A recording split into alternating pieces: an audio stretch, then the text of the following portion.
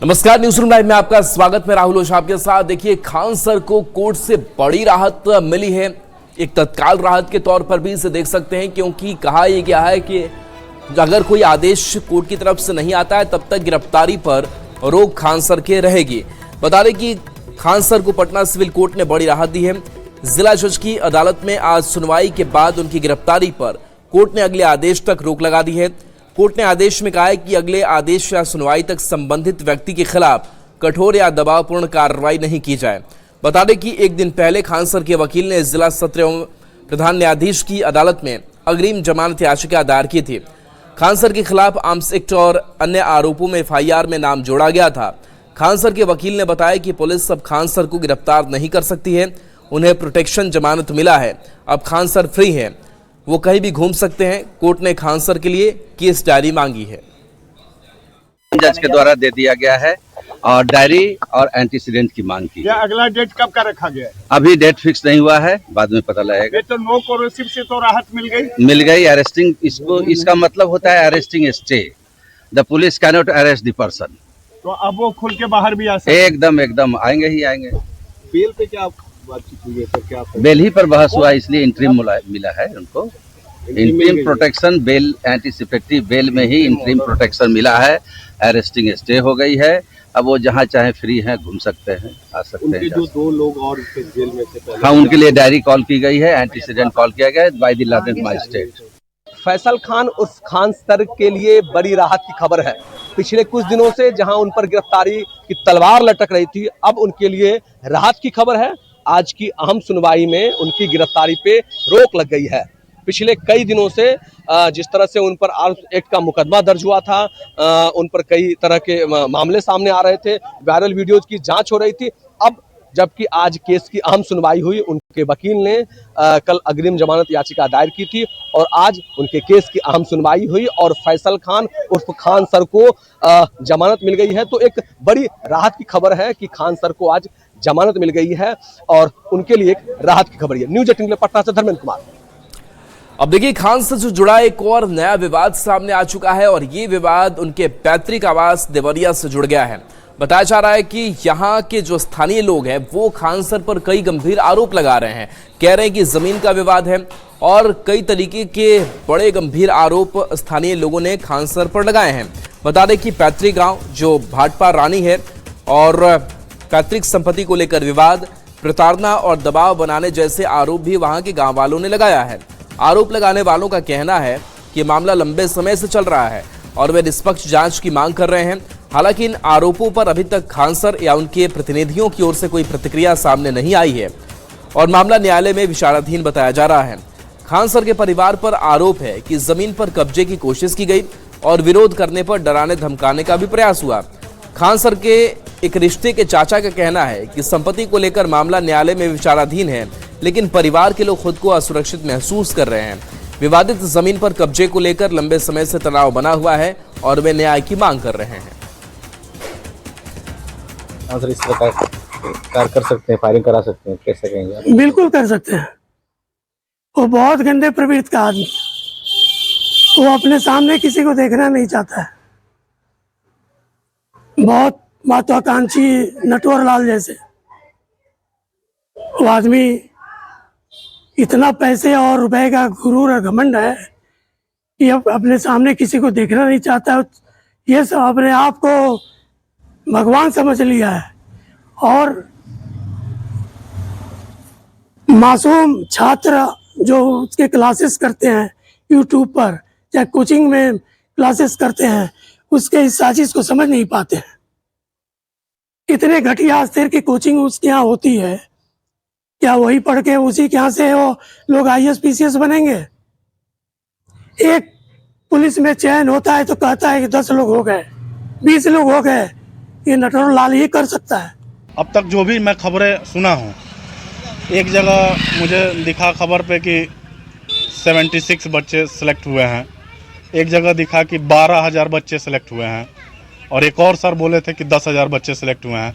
फिर पता चला कि भर्तियाँ 19,000 ही है और दोनों लोगों का सिलेक्शन काउंट किया जाए तो 22,000 हो रहा था और 19,000 ही भर्ती है। तो बिल्कुल झूठ है। इसी से लग रहा है कि झूठ बोला जा रहा है। मतलब खान सर पे जो आरोप लगाया जा रहा है वो सही नहीं है। नहीं, झूठ बोला जा रहा है, गलत है। मैं इसी गांव का निवासी हूं। मैं आज से नहीं, बहुत दिनों से जानता हूं। मतलब वो फायरिंग वरी करा सकते हैं। फायरिंग की बात मैं कैसे कहूं, लेकिन फायरिंग की बात यह है कि अपनी टीआरपी बनाने के लिए कुछ भी आदमी कर सकता है। और देखिए, गोपालगंज से बड़ी खबर है, जहां पर एक बार फिर से रंगदारी मांगने का मामला डॉक्टर से सामने आया है। बता दें कि गोपालगंज में कुख्यात अपराधी मनिंदर मिश्रा के नाम से रंगदारी मांगने का मामला सामने आया है। भोरे थाना क्षेत्र के खजुराहा मोड़ स्थित एक निजी अस्पताल के संचालक डॉक्टर संदीप कुमार गुप्ता से 12 लाख रुपए की रंगदारी मांगी गई है। आरोपी की रकम नहीं देने पर 48 घंटे के भीतर पूरे परिवार की हत्या की भी बात कही गई है। पीड़ित डॉक्टर ने भोरे थाने में शिकायत दर्ज कर सुरक्षा की मांग की है। मामले की गंभीरता को देखते हुए एसपी विनय तिवारी ने डॉक्टर की सुरक्षा में 2 बॉडीगार्ड तैनात कर दिए हैं। पुलिस कॉल डिटेल और तकनीकी साक्ष्यों के आधार पर जांच में जुटी है। वहीं फरार अपराधी पर गोपालगंज पुलिस ने 1 लाख तक का इनाम भी रखा है। जिंदा या मुर्दा पकड़वाने वाले को इनाम की राशि मिलेगी। खबर पर ज्यादा जानकारी दे रहे हैं न्यूज 18 संवाददाता गोविंद कुमार। गोपालगंज में एक डॉक्टर से यूपी बिहार के वांटेड मनिंदर मिश्रा ने रंगदारी मांगी है। तकरीबन 12 लाख रुपए की फोन करके डॉक्टर से रंगदारी मांगी गई है। पीड़ित डॉक्टर संदीप कुमार ने इस पूरे मामले को लेकर भोरे थाने में एफआईआर दर्ज करा दी है। साथ ही उन्होंने पुलिस प्रशासन से सुरक्षा की गुहार लगाई है। गोपालगंज पुलिस ने इस पूरे मामले को गंभीरता से लिया है और पीड़ित डॉक्टर को 2 बॉडीगार्ड मुहैया कराते हुए उनकी सुरक्षा मुकम्मल किया। साथ ही जो अपराधी है मनिंदर मिश्रा, उस पर 1 लाख रुपए का गोपालगंज पुलिस ने इनाम घोषित कर दिया है। जिंदा या मुर्दा पकड़े जाने या उसे पकड़वाने वालों को पुलिस 1 लाख रुपए का इनाम देगी। फिलहाल पीड़ित डॉक्टर का परिवार इस वक्त दहशत में है। हालांकि गोपालगंज पुलिस और बिहार एसटीएफ फरार अपराधी मनिंदर मिश्रा की तलाश में इस वक्त यूपी और बिहार के कई ठिकानों पर छापेमारी कर रही है। मनिंदर मिश्रा पर हत्या, लूट, रंगदारी समेत तकरीबन 19 आपराधिक मामले गोपालगंज के अलग अलग थानों में दर्ज है। देखना होगा कि गोपालगंज पुलिस इस पूरे मामले में कब तक खुलासा कर पाती है और फरार वांटेड मनिंदर मिश्रा की गिरफ्तारी कर पाती है। गोविंद कुमार, न्यूज 18, गोपालगंज। देखिए, भारत नेपाल सीमा के रक्सौल में एसएसबी ने बड़ी कार्रवाई की है, जहां पर एक विदेशी नागरिक को घुसपैठ करते हुए पकड़ा गया है। बता दें कि कस्टम चौक के पास स्विट्जरलैंड की महिला और म्यांमार के एक युवक को भारतीय सीमा में नेपाल के रास्ते अवैध रूप से घुसपैठ करते हुए पुलिस ने गिरफ्तार किया है। एसएसबी को जानकारी मिली थी कि स्विट्जरलैंड के रहने वाली जुनीला बेक श्रेष्ठा और म्यांमार का रहने वाला शख्स अवैध रूप से भारतीय सीमा में घुसपैठ कर रहा था। जब पुलिस ने इन दोनों की तलाशी ली, उनके पास में भारत में रहने का कोई वैध दस्तावेज नहीं मिला। पुलिस ने इन दोनों को गिरफ्तार कर लिया है। पुलिस लगातार यह जानकारी जुटाने में लगी है कि इन दोनों युवक की भारतीय सीमा में आने की मंशा क्या थी, आखिर क्यों भारतीय सीमा में नेपाल के रास्ते घुसपैठ कर रहे थे। अवनीश हमारे साथ फोन लाइन पर है। अवनीश, जो 2 पकड़े गए इनके बारे में क्या जानकारी मिल पा रही है? बिल्कुल, देखिए, भारत नेपाल सीमा के रक्सौल में 2 लोगों को एसएसबी ने हिरासत में लिया है और एक स्विट्जरलैंड की महिला और एक म्यांमार का युवक, 2 लोगों को गिरफ्तार किया गया है। इनके पास कोई वैध कागजात भारत में आने का नहीं था और वैसी स्थिति में पुलिस ये जानकारी जुटाने में लगी है कि आखिर इनकी मंशा क्या थी, आखिर ये भारत में क्यों प्रवेश कर रहे थे नेपाल के रास्ते। और लगातार इन दिनों भारत नेपाल सीमा में इलाके में कई ऐसे घुसपैठी लोगों को पुलिस ने गिरफ्तार भी किया है और इसी कड़ी में पुलिस ने 2 लोगों को, एक स्विट्जरलैंड की महिला है और एक म्यांमार का युवक है, इन दोनों को पुलिस ने हिरासत में लिया है। इनके पास कोई कागजात नहीं था और वैसी स्थिति में पुलिस अब पूरी जानकारी जुटाने में लगा है। एसएसबी ने दोनों को हिरासत में लिया, उसके बाद हरैया थाने को सौंप दिया। जी, चलिए, शुक्रिया अवनीश इस अपडेट के लिए आपका। और देखिए, कल दिल्ली में एनडीए की बड़ी बैठक होने जा रही है। मोदी सरकार के 12 साल पूरे हुए हैं और इस 12 साल पूरे होने को लेकर के ये बैठक बुलाई गई है। बता के देखिए, दोपहर 3 बजे भारत मंडपम में बैठक बुलाई गई है। सभी एनडीए नेता बैठक में शामिल होंगे। पीएम मोदी भी बैठक में मौजूद रहेंगे। एनडीए शासित राज्यों के सीएम मौजूद रहेंगे। सरकार के 12 साल पूरा होने पर यह महत्वपूर्ण बैठक कल दिल्ली में बुलाई गई है। शैलेंद्र हमारे साथ फोन लाइन पर है, न्यूज 18 संवाददाता। शैलेंद्र, सरकार के 12 साल पूरे, मोदी सरकार के 12 साल पूरे, इस बैठक में किन किन को निमंत्रण है, क्या कुछ बातचीत होगी? हाँ बिल्कुल, देखिए काफी महत्वपूर्ण बैठक है और मुख्यमंत्री सम्राट चौधरी और बिहार के दोनों उप मुख्यमंत्री विजय चौधरी और विजेंद्र यादव भी दिल्ली जाएंगे। और ये जो बैठक है, ये बैठक मूल रूप से विकसित भारत के संकल्प को कैसे पूरा किया जाए और साथ ही साथ जो वैश्विक संकट इस वक्त देश और दुनिया में है और खास तौर पर उसको लेकर के जो चुनौतियां हैं अलग अलग राज्यों में, उस पर चर्चा प्रधानमंत्री करेंगे। और जो भी एनडीए शासित राज्यों के जो मुख्यमंत्री होंगे, उप मुख्यमंत्री होंगे, उन्हें इस बैठक में खास तौर पर बुलाया गया है। सरकार अपनी नीतियों के बारे में भी बताएगी और उनसे राय मशवरा भी होगा, क्योंकि अलग अलग राज्यों के में जो चुनौतियां हैं, उन चुनौतियों पर बातचीत भी होगी। जी चलिए, शुक्रिया शैलेंद्र इस अपडेट के लिए।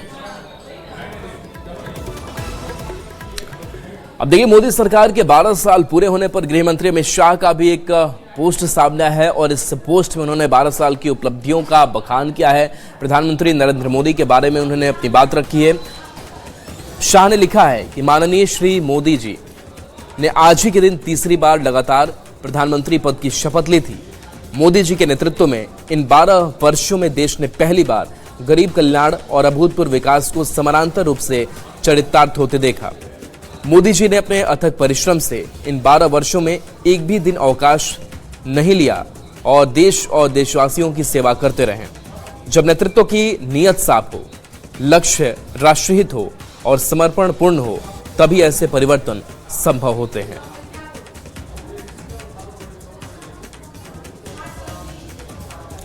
देखिए, जेडीयू के राष्ट्रीय कार्यकारी अध्यक्ष संजय झा ने इंडिया की हुई बैठक को लेकर के बड़ा हमला बोला और कहा कि देखिए किस तरीके से जो ये गठबंधन है वो बिखर चुका है। देखिए, इंडिया अलायंस में जिस दिन, मैं पहले भी बोला हूं, जिस दिन नीतीश कुमार जी सब जगह घूमे थे, आप लोग सबको ध्यान होगा, और हम लोगों ने देखा कि अलायंस, कोई अलायंस नहीं, एक दूसरे के खिलाफ लड़ते हैं, एक दूसरे के खिलाफ बोलते हैं, चुनाव में एक दूसरे के खिलाफ रहते हैं। अभी डीएमके पार्टी कहां चला गई? इंडिया अलायंस में आए थे, साथ में चुनाव लड़े, सरकार किसी और के साथ बना दी तमिलनाडु। देखिए, देश में बढ़ती गैस सिलेंडर की कीमतों को लेकर के चिराग पासवान ने बयान दिया। उन्होंने कहा कि जिस तरीके से उद्योग के हालात बने हुए हैं, ऐसे में हमने पूरी कोशिश की है, मोदी सरकार ने पूरी कोशिश की है कि इस दामों को नियंत्रित रखा जाए, लेकिन इसके बावजूद भी असर तो पूरे देश और दुनिया में इसका हो रहा है। कि क्या बातचीत हुई थी भारतीय जनता पार्टी से, नहीं हुई थी, ये हम लोग की जानकारी में नहीं है। बट हाँ, संवैधानिक बाधाएं हैं। एक तय समय के बाद आप बिना किसी सदन का सदस्य निर्वाचित या मनोनीत हुए बिना आप मंत्री पद पर आप कायम नहीं रह सकते। ऐसे में संवैधानिक बाध्यताएं थी कि उनका किसी भी सदन में निर्वाचित या मनोनीत होना जरूरी था। क्यों ये व्यवस्था तैयार नहीं हो पाई, ये मुझे लगता है कि राष्ट्रीय लोक मोर्चा आदरणीय उपेंद्र कुशवाहा जी या भाजपा के बीच में जो बात देखिए, मुझे लगता है कि वो नाराजगी ये दूर हो गई थी। बीच में हम लोगों ने वो तस्वीरें भी देखी थी जब पवन जी उपेंद्र कुशवाहा जी से मिलने गए थे, पहुंचू के उनका आशीर्वाद उन्होंने लिया था। यकीनन लोकसभा चुनाव के वक्त ये एक और देखिए, पूर्व मंत्री शिवचंद्र राम को लेकर के बड़ी खबर, जो उन्होंने इस्तीफा सौंपा था उस इस्तीफे को आरजेडी ने मंजूर कर लिया है। बता दें कि चूंकि एमएलसी चुनाव को लेकर के उनके नाम की चर्चा जरूर थी, लेकिन अंतिम वक्त में उनका नाम हटा। सुनील सिंह ने पर्चा भरा और इसके बाद से नाराजगी बढ़ती चली गई। शिवचंद्र राम प्रेस कॉन्फ्रेंस किया, रोते हुए नजर आए और अब बताया जा रहा है कि पूर्व मंत्री शिवचंद्र राम का इस्तीफा नामंजूर किया गया है। आरजेडी विधायक कुमार सरजीत ने मुलाकात की है। शिवचंद्र राम के इस्तीफे को पार्टी ने नामंजूर किया है, जो खबर सामने आ रही है। कुमार सरजीत ने कहा इस्तीफा को पार्टी ने अस्वीकार कर दिया है। शिवचंद्र राम पार्टी में थे और पार्टी में अपने पद पर बने रहेंगे। रवि नारायण हमारे साथ फोन लाइन पर है, न्यूज 18 संवाददाता। रवि, इस्तीफा जरूर भेजा गया था पूर्व मंत्री शिवचंद्र राम की तरफ से, लेकिन उसे नामंजूर किया गया है। बातचीत एक दौर की ओर करने की कोशिश की जा रही है। क्या कुछ हो सकता है, क्या सांत्वना दी जा रही है आरजेडी की तरफ से?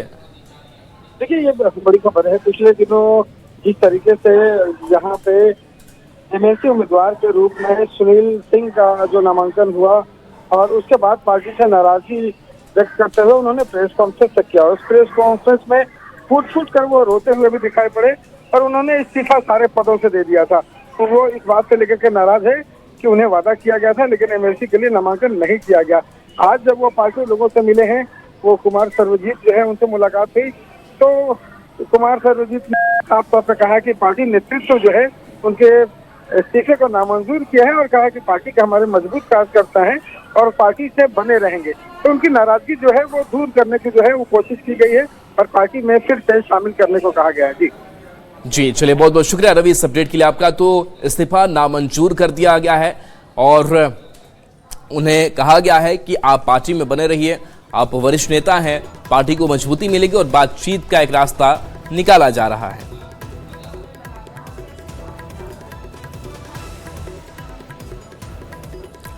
और देखिए, इस बीच गोपालगंज से बड़ी खबर है जहां पर एक नाबालिग का अपहरण कर गैंग रेप की घटना को अंजाम दिया गया है। बताया जा रहा है कि किशोरी को अगवा कर 2 युवकों ने गैंग रेप की वारदात को अंजाम दिया है। विरोध करने पर किशोरी के साथ मारपीट कर बेहोशी की हालत में फेंक दिया गया। घटना विजयपुर थाना क्षेत्र की है। पुलिस ने इस मामले में प्राथमिकी दर्ज कर फरार आरोपियों की तलाश में छापेमारी तेज कर दी है।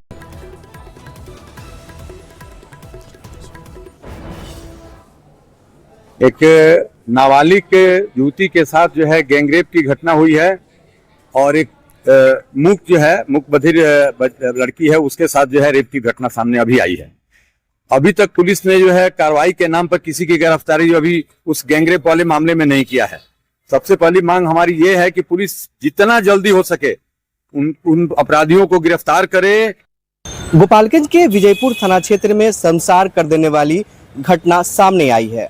बीते 24 घंटे के अंदर मुकबधिर लड़की और किशोरी को अगवा कर गैंगरेप की वारदात को अंजाम दिया गया है। पुलिस के मुताबिक किशोरी को अगवा कर गैंगरेप की वारदात को अंजाम दिया गया, जबकि मुकबधिर लड़की के साथ एक युवक ने रेप की वारदात को अंजाम दिया है। पुलिस ने इस मामले में एक आरोपी को अब तक गिरफ्तार किया है, जबकि अन्य आरोपी फरार बताए जा रहे हैं। परिजनों का आरोप है कि जिस किशोरी को अगवा करके गैंगरेप की वारदात को अंजाम दिया गया है, वे दोनों आरोपी इस वक्त फरार हैं। पीड़ित परिवार ने सुरक्षा की मांग करते हुए फरार आरोपियों की गिरफ्तारी की मांग की है। देखना होगा कि पुलिस इस पूरे मामले में कब तक फरार आरोपियों की गिरफ्तारी कर पाती है। गोविंद कुमार, न्यूज़ 18, गोपालगंज। सीतामढ़ी के रीगा से खबर है जहां पर एक दर्दनाक हादसा हो गया। पेड़ गिरा और इस पेड़ गिरने के बाद से लोग चपेट में आए। एक ही परिवार के 5 लोगों की मौत हो गई है। बता दें कि देर रात एक विशाल पीपल के पेड़ के फूसनुमा घर पर गिर जाने से एक ही परिवार के 5 लोगों की मौत हो गई, जबकि एक शख्स गंभीर रूप से घायल हो गया। हादसा रेवासी पंचायत के धनुषी टोला में हुआ। परिवार के सभी सदस्य खाना खाने के बाद घर में सो रहे थे, तभी अचानक सालों पुराना पीपल का पेड़ जड़ समेत उखड़कर घर पर गिर पड़ा और घर में सो रहे लोग उसके नीचे दब गए। हादसे में सिकंदर सहनी की पत्नी और 4 मासूम बच्चों की मौके पर ही मौत हो गई। स्थानीय लोगों ने राहत कार चलाकर घायलों को बाहर निकाला और अस्पताल पहुंचाया। सूचना मिलते ही पुलिस मौके पर पहुंची और शव को पोस्टमार्टम के लिए भेजा है। इस हृदय विदारक घटना के बाद पूरे इलाके में मातम पसरा हुआ है। सिकंदर सहनी के घर पर यह प्राकृतिक आपदा आई। उनकी पत्नी और 4 संतान दबकर मर गए। मैं दाह संस्कार में भी भाग लेकर आ रहा हूँ। बहुत ही दुखद घटना है और मैं राज्य सरकार से और आज प्रभारी मंत्री आ रही हैं से बात करके जो भी सरकारी सुविधा संभव है वह उपलब्ध कराने के दिशा में प्रयास करूंगा। पेड़ गिर गया घर पे, सब आदमी जब चिपा गए उसमें। आप ही के घर के सब लोग? सब हमको घर का था। आप ही के कितने लोग की मौत हुई है? 5। आप भी उसी घर में थे? जी, आप कैसे निकले फिर? ये भी दबा गए थे। ताकत ऐसा है कि मतलब जल्दबाजी में उसको काट के निकाला, पेड़ से तो निकल गया। कितने बजे की घटना? 11 बजे से। और देखिए, मोतिहारी के भारत नेपाल सीमा पर बुलडोजर एक्शन देखने को मिला है, जहां पर अवैध अतिक्रमण कर रखा गया था। और ये तस्वीर आपको दिखा रहे हैं जहां पलनवा बॉर्डर पर सरकारी जमीन पर बुलडोजर चलाकर अतिक्रमण को हटाया गया है। पलनवा थाना क्षेत्र के लक्ष्मीपुर पंचायत के सिमरी गांव में भारी पुलिस कर्मियों की मौजूदगी में सरकारी भूमि से अतिक्रमण मुक्त कराया गया। रक्सौल के अंचल अधिकारी और दंडाधिकारी शेखर राज की निगरानी में जिला प्रशासन की टीम ने सरकारी भूमि को अतिक्रमण मुक्त कराया। लगातार सरकारी भूमि पर अवैध कब्जे को लेकर जिला प्रशासन की बड़ी कार्रवाई हो रही है। इसी कड़ी में मोतिहारी के पलनवा थाना इलाके में जिला प्रशासन की टीम ने बुलडोजर एक्शन कर अतिक्रमणकारियों को बड़ा सबक सिखाया है।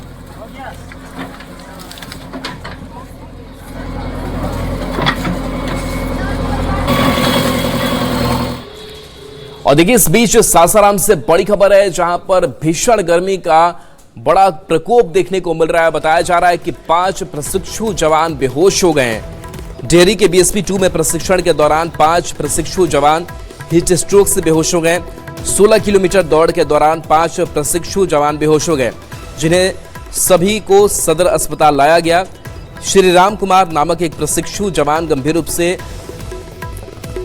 वाराणसी रेफर किए गए हैं। डेहरी के BSP 2 में प्रशिक्षु जवानों की ट्रेनिंग चल रही थी।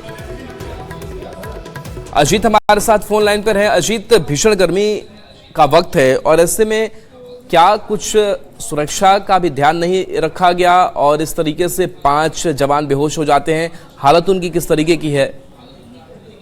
जी, चूंकि ये जो जवान लोग हैं प्रशिक्षु जवान हैं और इन लोगों की ट्रेनिंग चल रही है BSP 2 के मैदान में, और आज 16 किलोमीटर का इन लोगों का रेस था। सुबह सुबह इन लोगों को निकाला गया, लेकिन अचानक तेज गर्मी हो गई और हीट वेव चलने लगा, जिस कारण कुछ जो प्रशिक्षु जवान हैं वो अचानक बेहोश होकर गिरने लगे। जैसे ही प्रशिक्षण ट्रेनर की नजर उन पर पड़ी, इन लोगों को जल्द आनंद में अस्पताल पहुंचाया गया है, जिसमें एक श्री राम कुमार नामक एक जवान है। उनकी स्थिति काफी नाजुक बताई जा रही है। फिलहाल उन्हें गंभीर स्थिति में प्राथमिक उपचार के बाद वाराणसी रेफर किया गया है और अन्य जो जवान हैं उनकी स्थिति स्थिर बनी हुई है। बड़ा सवाल है कि इतनी गर्मी में जिस तरह से 16 किलोमीटर का रेस आयोजन किया गया और सुबह सुबह ही तेज धूप हो जाती है, इससे कहीं ना कहीं परेशानी हुई और जो नए लड़के हैं उन लोगों के सामने समस्या हुई और इस तरह से वो लोग एक पर एक बेहोश होकर गिरने लगे और इसके बाद सभी का यहाँ फिलहाल इलाज चल रहा है। जी चलिए, बहुत बहुत शुक्रिया अजीत इस अपडेट के लिए आपका। न्यूज़ 18 पर खबरें आपके लिए लगातार जारी हैं।